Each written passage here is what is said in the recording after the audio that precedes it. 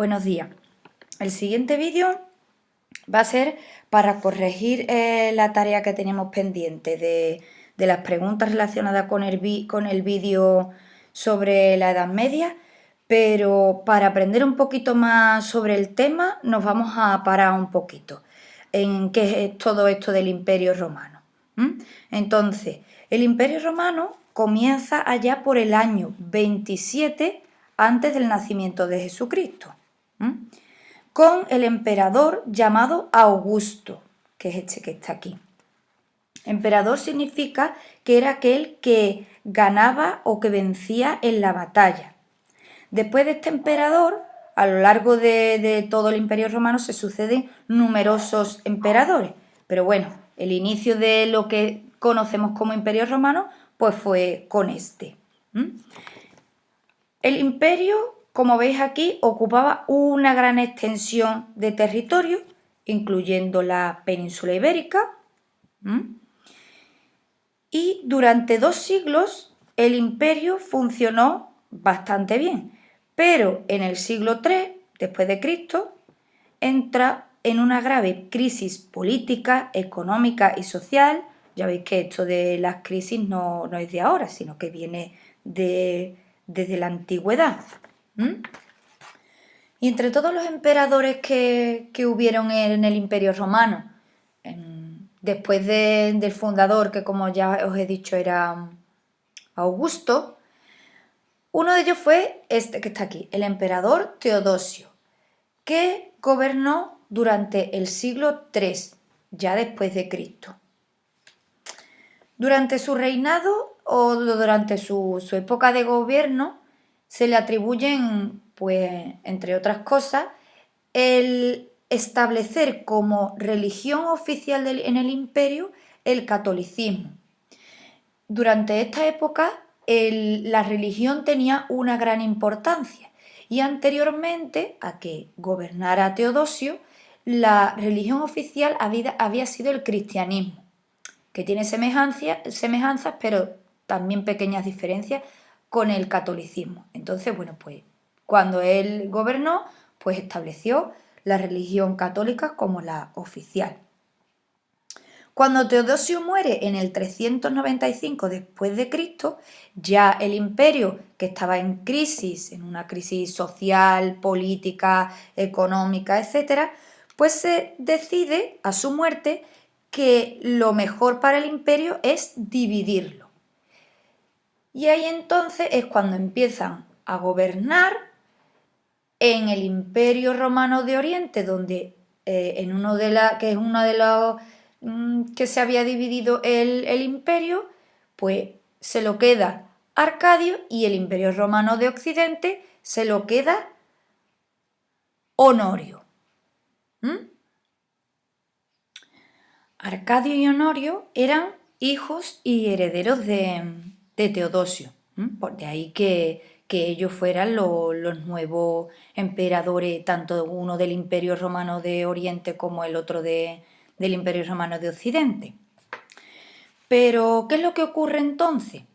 Que el Imperio Romano de Occidente, que estaba más debilitado que el otro, que el de Oriente, pues resulta que por la grave crisis que ya os he comentado, los pueblos germánicos del norte de Europa atraviesan la frontera, esa que se ve ahí, que separa la parte gris de amarilla, atraviesan la frontera del Imperio Romano de Occidente y lo empiezan a gobernar, y porque lo invaden, ¿vale? Eran los suevos, los alanos, los vándalos y más tarde los visigodos. Los suevos y los alanos ocuparon al principio la península ibérica y luego ya los que se quedaron fueron los visigodos, entre otros. También estuvieron los francos,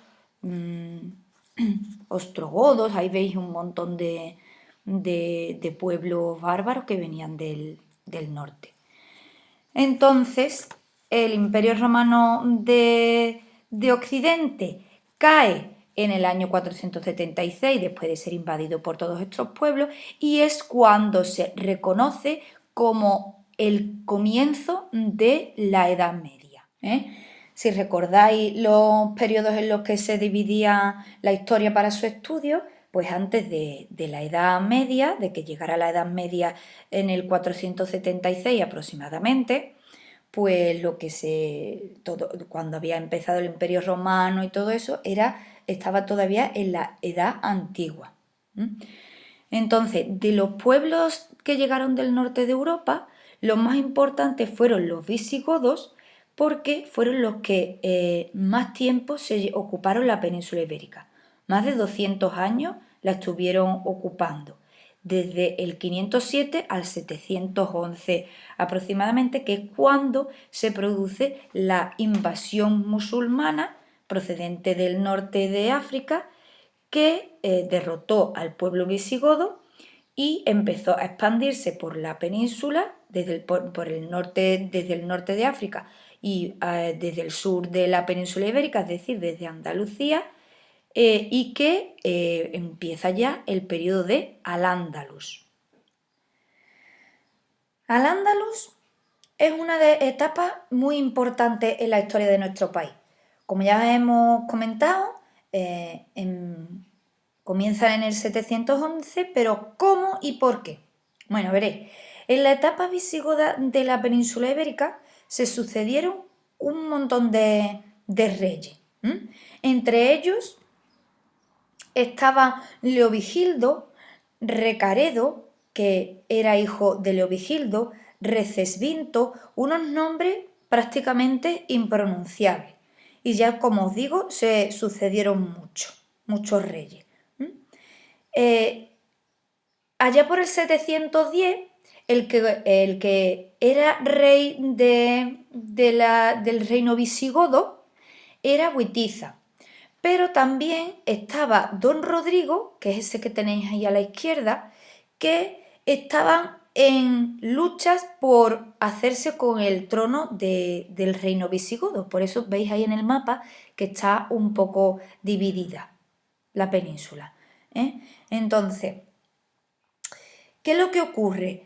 Que esta sucesión de reyes pues se daba porque se peleaban continuamente por tener cada vez más territorio y por gobernar porque tenían deseos de poder.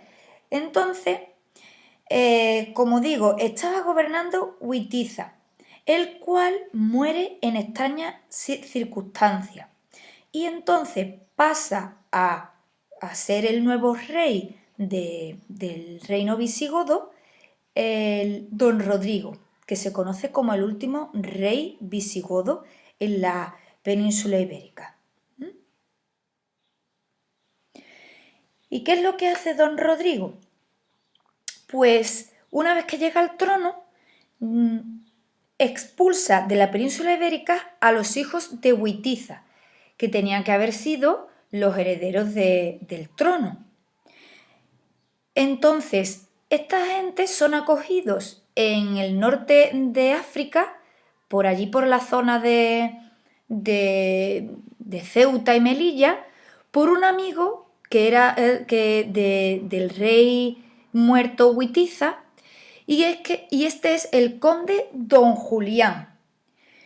Entonces, como digo, Don Julián acoge al norte de África a los hijos de Witiza, y este, que a su vez tenía una hija, Don Julián, tenía una hija a la cual manda a Toledo, que era el rey donde estaba la capital del reino visigodo. Todo esto estoy hablando todavía por allá por el 710 después de Cristo, antes de que se produjera la invasión musulmana. Entonces, como digo, Don Julián manda a su hija a Toledo, y está allí, se encuentra con Don Rodrigo, el cual la deshonra, es decir, que abusa de ella.